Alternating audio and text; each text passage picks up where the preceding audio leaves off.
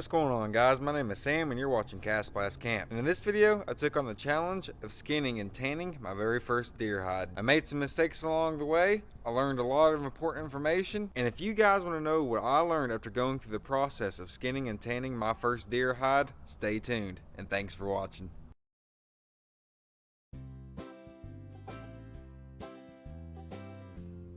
There was some blood hemorrhaging on this hide, so I edited it in white and black, but it's only for a couple of minutes, just because YouTube doesn't look kindly upon extra bloody stuff, but you can still see what I'm doing.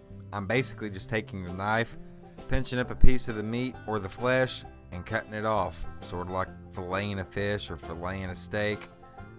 Similar fashion. This took a good bit of time. This is the first hide I have ever fleshed, so I really don't have any proper fleshing tools to do this. But I wanted to try to do this to start saving the hides. I want to take every bit from the animal that I can and not waste it. So right here I'm just using the curved part of my blade, running it right along where the meat meets the skin and filleting it off of the skin, sort of like you would do a fish. It's not that hard to do, but it is tedious. There's a lot of flesh on this hide, and there's also some fat and some skin pieces that you need to remove as well. The method that I am doing is a tabletop method. Some people like to use a beam or a post to scrape with and use a draw blade or a fleshing knife that's specifically made for this. Now that would probably do the job a little bit better than a tabletop and just a regular knife, but this just goes to show you can still get the job done. I ended up learning that trying to remove the flesh or the meat parts in bigger chunks was best, instead of trying to just remove it in smaller little pinch sized pieces.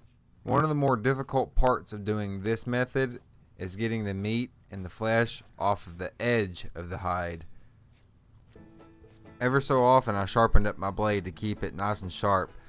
You don't want a dull blade, that just makes everything so much harder and dangerous.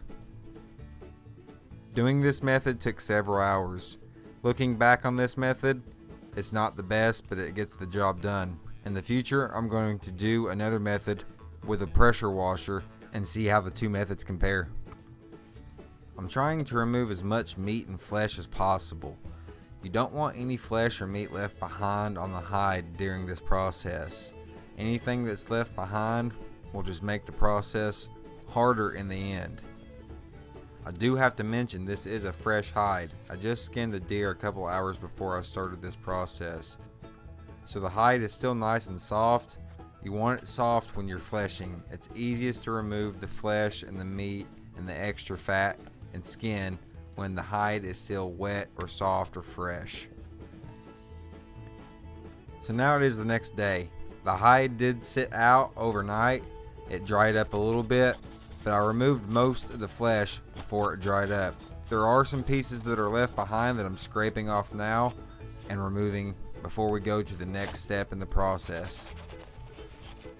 So there was still a little bit of flesh left around the edge of the hide, so I picked up my scissors and started cutting the flesh off of the edges. Once the flesh dries out, it gets really hard and it's easier to remove it with scissors around the edges. After I removed the dried flesh that was left behind, I salted this hide down, but the one mistake that I made was using iodized salt. You don't want to use iodized salt because I heard it can make the hair fall out, make the hide even harder to work afterwards, and it can change the color off. Later on in the process, I switched up and started using plain salt, and thankfully I didn't see too much of a difference. This is a little bit over 1.5 pounds of salt, and you want to get the salt into every piece. Make sure you work it into the edges, into any folds or creases. Don't be shy with the salt. This is going to help dry out the rest of this flesh process and get any other moisture that's inside of the hide out. And this salt's pretty cheap. You can get it for around 65 to 75 cents. So don't be afraid to go ahead and use the whole container and get everything nice and salted. 5-gallon bucket, doesn't matter what kind. The next step in the process is to fold it over in half and then to roll it up like a carpet and place it inside the bucket.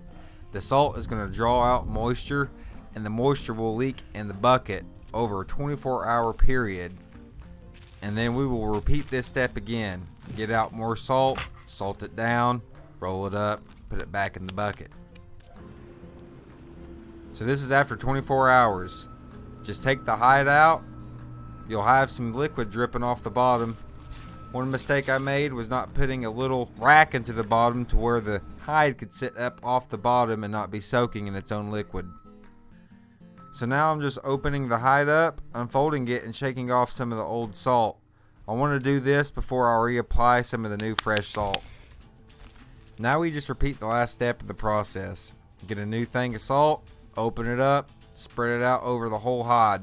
Work it into the edges, the creases. Don't be shy.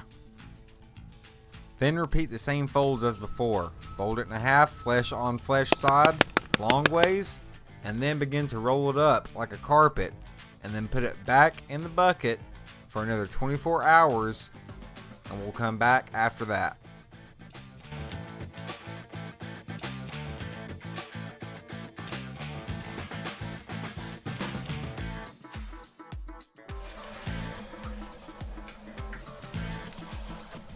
After 24 hours is up, you want to get another container of salt, put it in a bucket, and we're going to dissolve this with some water. I'm using cold water because warm water will make the hair fall out faster. You want to get the whole hide submerged in this saltwater brine mixture. And adding a little bit of extra salt on top is definitely not going to hurt this. Now I just have a gallon jug of water sitting on top of the hide to hold it down in the water and make sure it's submerged for 24 hours. After 24 hours, we're going to take it out, rinse it off completely using cold water.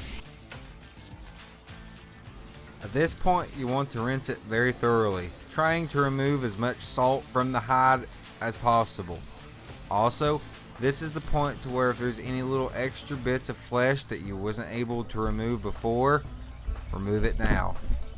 After you have thoroughly rinsed it off, we're going to put it back in the bucket and get some good dish detergent, either Ajax or Dawn, and give it a bath. For the whole process, we're using cold water. You're going to want to get your hands in there, work the hide around, inside and out. Try to get it as clean as possible. Remove any salt that was left over from rinsing and any oils. After you have given it a good bath, it's time to give it a final rinse to get any of the salt water and soap water off and out of the fur. After rinsing it outside of the bucket, I put it back in the bucket, fill it back up with cold clean water, and give it a good rinse inside the bucket as well. And yes, that is a tick. I have yet to see a deer that didn't have ticks on them, so you will have to remove them throughout the process. They are all dead at this point though. Now I'm just giving it a final rinse down and a final look over, trying to get any more ticks off and just making sure that everything's thoroughly rinsed. After you're done rinsing the hide, you'll want to hang it up flesh side out for a day or two, and you'll want to let this dry out some. You will want to monitor this close at this point because you don't want it all the way dry. So for the next step, we're using a product called Deer Hunters and Trappers Hide Tanning Formula and an old paintbrush.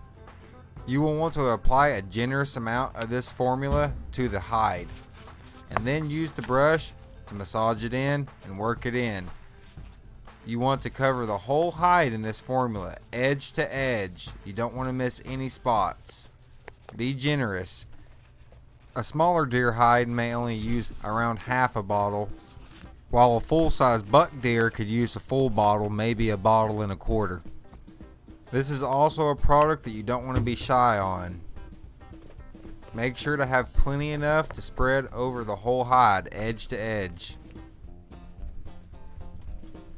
After you have applied the formula, you want to fold it in half, flesh side to flesh side, and leave it overnight.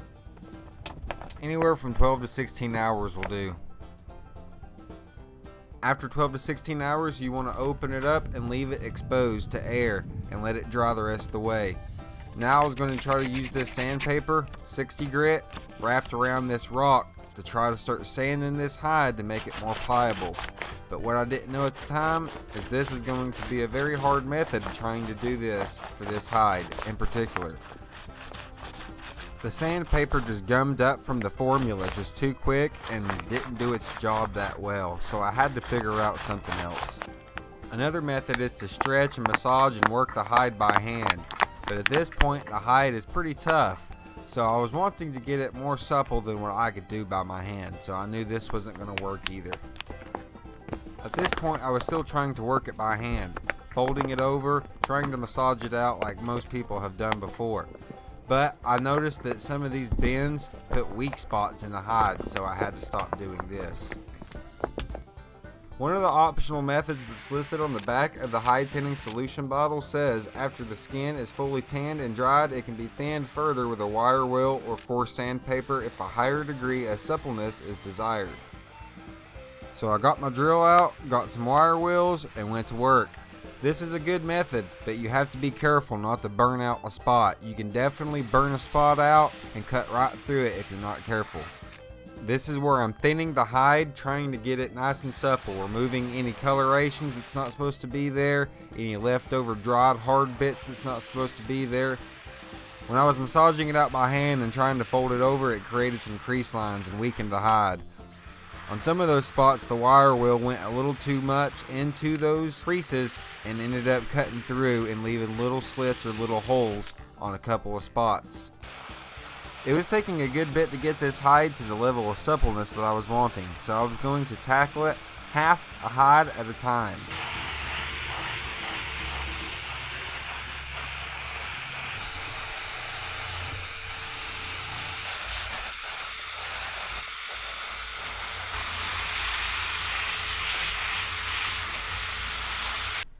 So after I got the majority of the hide worked down with a cupping wheel, I switched over to this wire wheel style. It's easier to use this for me to get to the edges and get all the hard parts as well. You want to try to let the wheel do most of the work and not apply too much downward pressure on the wheel. That's what causes burns and cuts into the hide itself. I learned that lesson the hard way. Made a few mistakes along the way, but learned a lot of important information as well. Now I'm pretty much done with the hide. There is a little bit more that needs to be done, but it's pretty much all the way done. That was the entry. That was the exit. There's a couple of cuts here and there. Some from fleshing, some from skinning, some from the wire wheel as well. Now this is not a professionally done hide, but it is pretty decent for an at-home done first time around. You want your hide to be pliable enough to where if you throw it over something, it will drape over it, sort of like a blanket would. Both ways, long ways and sideways. That's how you know that your hide is at least soft enough to use it as a throw. This can make for a great piece on a recliner, a love seat, hang it up on the wall, or as a floor rug. As a final and optional step, you can get a brush. Try to brush out any loose hairs and any other bits that were left behind after sanding down and cutting off the edges. So after taking some scissors and doing some final edge trimmings, this is the final product. It's not perfect, but this is my first time around, so I think this is not bad for a first time around. Yes, it's not a perfect hide. There are going to be a few defects, a few cuts here and there, some from the knife and some from the wire wheel. But I learned a lot of lessons along the way, and now I'm better prepared for my next hide. Now that you know what I have learned, hopefully you have learned from my mistakes, and now you can also make an awesome hide just like this that you can put over your couch in your own home, or use it as a rug, or any other way that you'd like. With deer season winding down to an end, I've been hitting the woods every chance I can, and I have several awesome new videos lined up for you guys, so stay tuned. Here recently I put out a video showing you how to make your own juicy deer burger. If you want to watch that, I'll link it right here at the end. Thank you guys so much for watching, and until next time, please consider liking, sharing with friends and family, and subscribing if you haven't already. Sam out.